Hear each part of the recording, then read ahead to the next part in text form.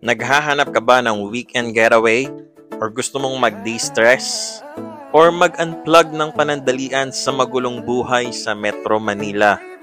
Kung yes ang mga sagot mo, tara na dito sa D3 Farm by Len Cavite.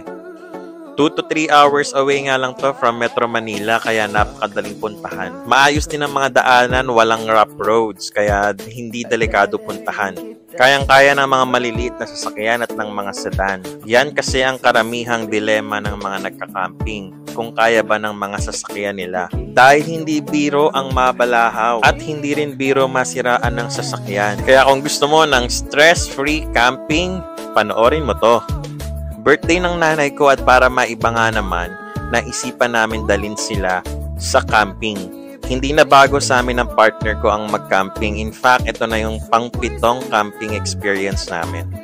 At since hindi pa natatry ng family ko na mag-camping, kaya naisipan namin ipa-experience sa kanila kung gaano kasaya ang mag-camp.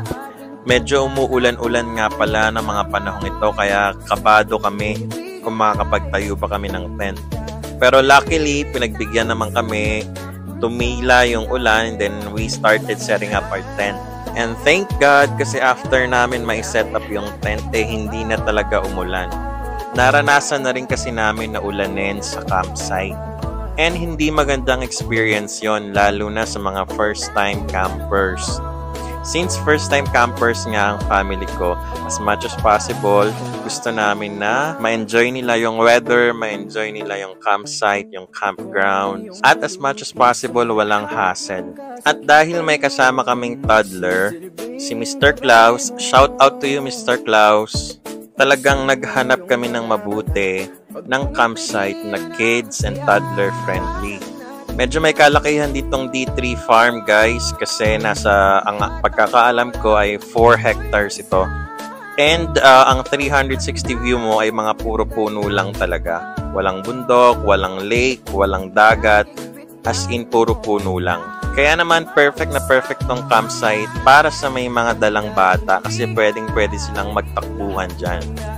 And bukod sa malapit itong camping site na to, malaki yung lugar, maganda yung lugar, kids-friendly, animal-friendly din to guys. Kung meron kayong mga pets, pwede nyo silang dalhin.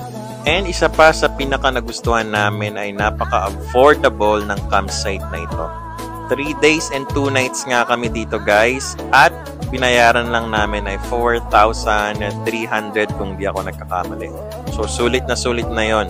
6 adults, isang bata na 10 years old, at isang toddler. So, sulit na yun for 4,300.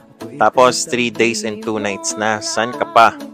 And talagang sinuwerte kami sa pag-book sa campsite na to, kasi nung panahon na nag-camping kami, kami lang ang campers. So, solong-solo namin yung buong campsite nila, yung 4 hectares nila na campsite. Solong-solo namin.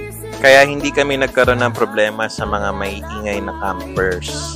Sobrang hangin din sa lugar na to, kaya hindi nyo na kailangan magdala ng mga electric fan. Sa gabi naman ay malamig din, kaya no need to bring fans. Napakatahimik din sa lugar na to, kaya kung first time nyong magka-camping ay suggest dito na kayo pumunta. Maganda rin yung CR nila, meron silang bathroom, comfort room. Hiwalay ang lalaki sa babae. Meron din silang wash area kung kailangan nyo maghugas ng mga plato, ng mga utensils nyo. Pwede. Kung gusto nyo lang mag-chill, magkape-kape, magmuni-muni, pansamantalang takas sa magulong buhay sa Metro Manila, dito na kayo pumunta. Pwede rin pala kayo mag-park dyan sa tabi ng mga tents nyo, kaya hindi na hassle maglipat ng mga gamit, hindi na hassle magbuhat ng mga gamit galing sa sasakyan nyo. And sa mga nagtatanong kung meron ba silang kuryente rito, of course, the answer is no, wala guys. Pero meron naman silang solar lamps or solar lights. Kaya sa gabi, medyo maliwanag pa rin naman. And yung restroom nila, powered by solar, kaya meron pa ring liwanag. Pero since solar powered ito, expect nyo na hindi siya buong magdamag, mag-open. Lalo na kung hindi kagandahan yung weather that day. Kung medyo nako-convince na kita na magstay dito, hanapin nyo lang kanilang Facebook page, D3 Farm by Len, and mag-inquire na lang kayo guys. And if ever magkukulang kayo sa mga gagamitin nyo, kailangan nyo ng yelo, kailangan nyo ng suka, ng mantika, at ng kung ano-ano pa, pwedeng-pwede naman kayo lumapit sa caretaker nila. Sila nang bahalang bumili para sa inyo, pero syempre, abutan nyo na lang. And meron nga pala sila ritong mini batis. Ingat lang sa pababa dahil medyo malalim tong bangin na to. So kung medyo naboboard na kayo sa taas, pwedeng-pwede kayong bumaba rito sa batis at pwedeng-pwede nyo ring paliguan. Malinis yung batis nila guys. And sobrang lamig ng tubig. Hindi rin siya malalim kaya pwedeng-pwede sa mga bata.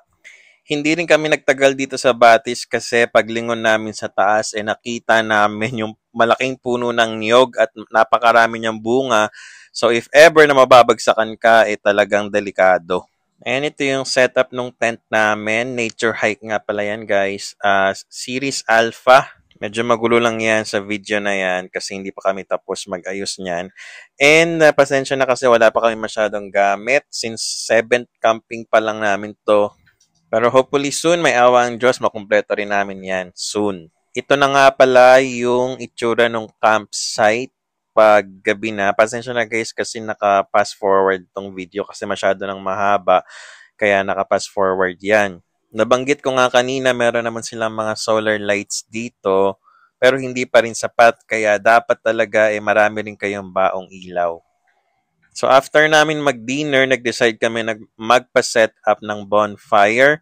Yung bonfire nila dito guys, 150 pesos kung di ako nagkakamali. Sila nang bahalang mag-set up para sa inyo.